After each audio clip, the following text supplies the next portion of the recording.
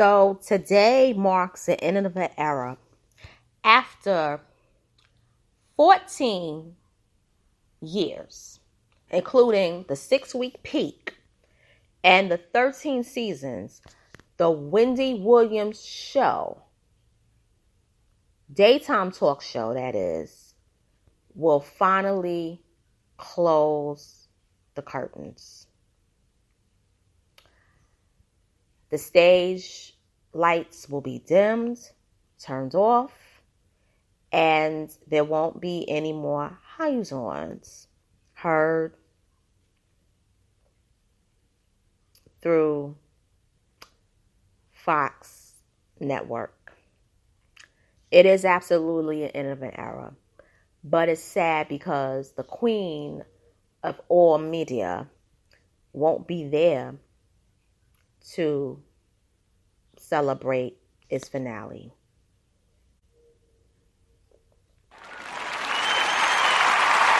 I know I shouldn't play the clapping sound effect, but there is a reason why I'm choosing to do that. I've been a Wendy fan since the fall of 1992. I tell this story quite a bit on my channel. I was 9 years old and I had just entered the 4th grade. And that summer, I decided to sneak behind my grandmother's back and listen to her Walkman.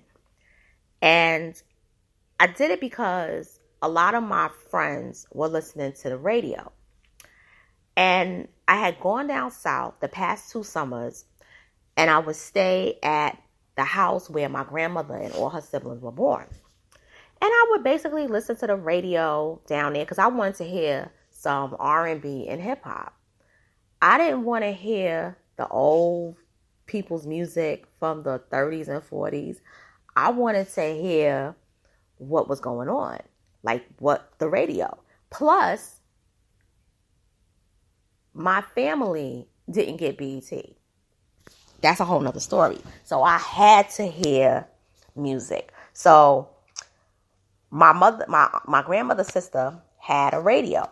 So I would listen to all the hits and everything from 91 and then 92. So when me and my grandmother flew back to New York, Harlem be exact, I said, I'm going to sneak and use her radio transistor, and I'm going to turn and find a hip-hop station. So I found Kiss FM. Now, I heard of it, but I never listened to the radio like that. So when I was listening to it that summer, I was like, okay, whatever. And so I remember I was hearing Mary J. Blige, not just on Actresses Radio, but also down south, because she was the new it girl that summer. Then TLC was on the radio, Toni Braxton, all these new artists I was hearing, but then also the icons like Whitney Houston, Janet Jackson, Michael Jackson, and so forth, and the hip hop people. But I want to fast forward because by the time I entered the 4th grade, I heard this woman who sounded white, and she basically said, I'm Wendy Williams, and I'm going to, do the top 8 at 8. So that was the countdown for, the top rated songs for that day. And she will always give tidbits of the gossip, not just tabloid gossip, but her own personal gossip that she got from people or that she saw firsthand. And when I found out that she was black, I was like, oh my God. First I said she sounded white, but then I said, wait a minute, she speaks very well. Then I said, DJ and radio personality really speaks very well. And then I found out from my grandmother that's because they mostly went to school for mass communications or journalism, which Wendy Williams went to school for both. And it was at that time that I became, interested in radio. I even minored in radio in college. And I said, one day I'm going to have my own radio show. I'm going to have my own channel. I don't think I'll ever work for a radio station, but I'll probably do it at home because you never know with the way technology is advancing. Boom. we may all be able to do it. And here we are today, having YouTube channels, speaker channels, anchor channels, and so forth. So from that day, which was September of 92, I was a fan of Wendy. I would listen to Wendy when she was on Hot 97, when she was on WBLS. I never listened to her when she was in Philly because I'm in New York. But I love the Wendy Williams experience. So when Wendy Williams got her show on Fox for the 6-week peak, I was like, I'm definitely tuning in. But I said, but wait a minute, I'm going to be working. I have a job. I'm probably going to miss it. And I did miss the first week. But then something happened and I wasn't able to work because I pretty much had gotten sick that summer. So I stayed home. And one day my aunt was outside and I said, you know what? Let me turn on the TV and watch Wendy Williams. So we started watching Wendy Williams and my mother started watching Wendy and my mother loved it. And I watched the 6-week peak from that day on, and she announced that she was going to be picked up, which I knew she was because she had a huge following nationally in certain markets. So fast forward to the first season. I didn't watch it. It premiered that July, and I couldn't watch it because we were dealing with a personal family issue. So while everybody was out there celebrating between Obama being the first black president, certain other achievements, I couldn't watch it at all. I just felt really depressed and angry. And then around about the spring of 2010, I started watching it. And I was like, you know what? This show is really, really good. And it's not like because of Wendy. I think it's really, really good. And it's going to last a long time. And my mother was like, I think so as well. So through the years, the Wendy Williams show, I felt got upgraded. It went from like this like over the top, campy show, because she was full of camp, to by the time we got to 2012, it was upgraded, more fancy, particularly when she moved downtown to the 23rd or the 25th Street stage studio where Montel Williams used to be. And I said, I see this show being on for at least 12 years. I said, but it could go as far as 20 years if she plays it right. She could be on daytime TV up until she's 65 years old. And I really was really into the show up until the whole Kevin, Sharina BS happened. When she let herself go because of that, I said, I can't watch this. I said, this is just, I'm going to say it, this is a horror show. From a woman who overcame drug addiction, for a woman who overcame domestic violence, for a woman who overcame an eating disorder, fat acceptance, weight loss, and a woman who overcame 3 miscarriages. I cannot sit and watch someone who is not well enough to work be on camera. I can't do it. So I stopped watching up until around the time of like the pandemic was winding down and they were coming back to the studio. So I said, Wendy seems okay. I can give it another chance. And I watched a couple of episodes and I said, she's still not there, but I'm rooting for her. And then when she did the thing with the walked out there with the gown, well, not the gown, with the sleep, the pajama set. And when she was doing that and touching herself, I said, I can't do it no more. And I never watched it again. But I had an actual dream about the spring of 2020. And I dreamt that Wendy Williams was on her show giving the hot topics. And she had on a lavender dress with sparkles. And she sat down and she literally was given the hot topics when she started undressing herself. And what I'm going to say is graphic. So if there's kids around, have them leave the room. She ended up getting naked, falling on the floor, and masturbating. And putting not one, not two, but 3 fingers inside of her private parts. And then after that, she ended up having an orgasm that was so far out that she ended up expiring from it.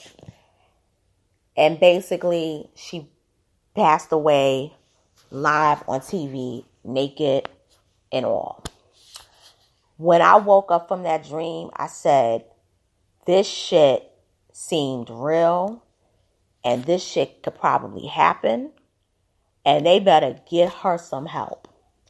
A couple of months later, it was reported that she was in her house masturbating while they were filming the Wendy Williams show during the pandemic, and she was naked in her bedroom, and she was dropping all these weird F-bombs and cursing and everything and doing all this weird stuff. Now, I dreamt about this 3 months prior. So, I'm not watching the show at that time. I'm starting to watch it again during the 12th season. Or the 11th season episodes, whatever. And I said, when I read that, I said, I dreamt about the future of Wendy. And I said, this is sad. But I'm going to say something because I'm going to basically wrap this up. I feel that Wendy Williams herself is groundbreaking.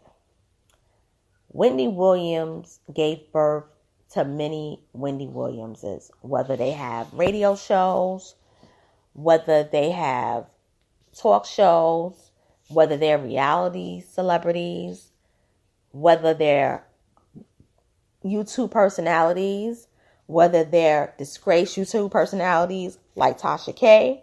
Because let's keep it real, Tasha K is a wannabe Wendy Williams that is never going to be and reach the Wendy Williams stratosphere because nobody wants to really touch her. Wendy knew how to go far and she never made up stuff. Wendy was getting tea from other people. Now, if other people was making up stuff, then that was what they was doing. But Wendy never maliciously made things up.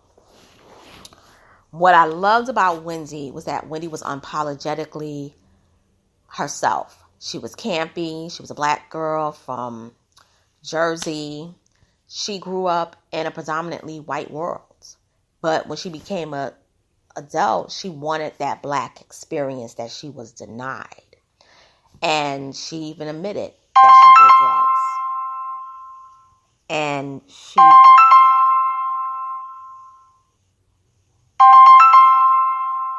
always admitted that she was herself.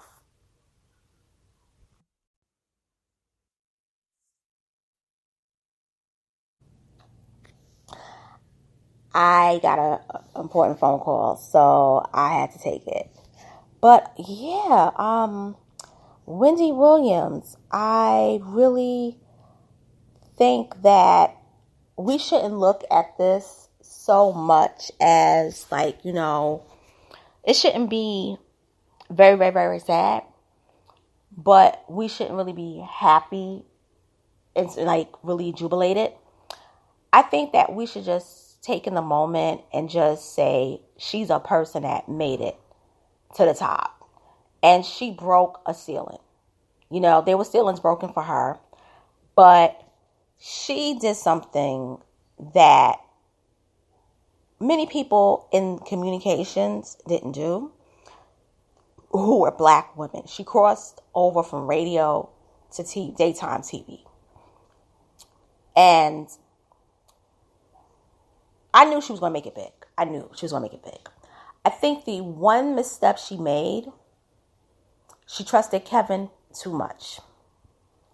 I think another misstep she made was and this is just something that maybe people may not agree with me but she really talked about Whitney Houston too much. And I said she should be careful because she too had did drugs. And if she slips or if something happens, they're going to pretty much say that she's on the pipe again. And then when it happened, guess what?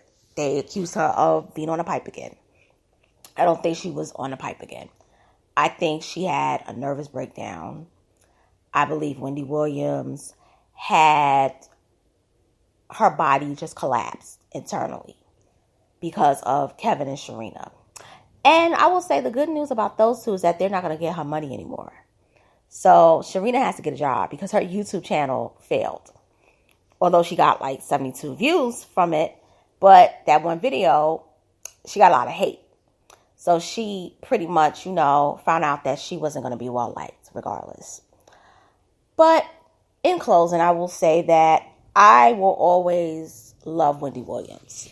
And I think that Wendy Williams, the show, is going to go down in history. But it's going to also go down in history as not having a good ending. It wasn't canceled in a way where they pulled the plug, but it wasn't finale to where it was a celebration of the star itself. I always thought that they would have that. But then again, I don't think Wendy would have been able to handle that. And you know what? She could always do another daytime show if they're willing to invest in it. And she could always podcast. She could do YouTube on her own. And the thing is that she still owns the Wendy Williams show brand because she was executive producer. Hopefully she gets her money back. And hopefully she gets on her feet. And hopefully she's able to, I think what she should do is write a tell-all book, do an actual limited series about her life on Hulu. And I think she should do a one-woman Broadway show. And I think that she should collaborate with Monique. That's just how I feel. Because those two went through it in 2018. And I think it's like kind of coming like full circle. And at one time they were friends. And they were doing a television pilot together back in 1997. And Monique was actually at her engagement party when Kevin proposed to her. They were friends. Many people don't know that. So with that being said, I'm signing off. Thank you so much for listening, tuning in. Have a wonderful day. I will be back later on. I'm about to eat lunch. Later.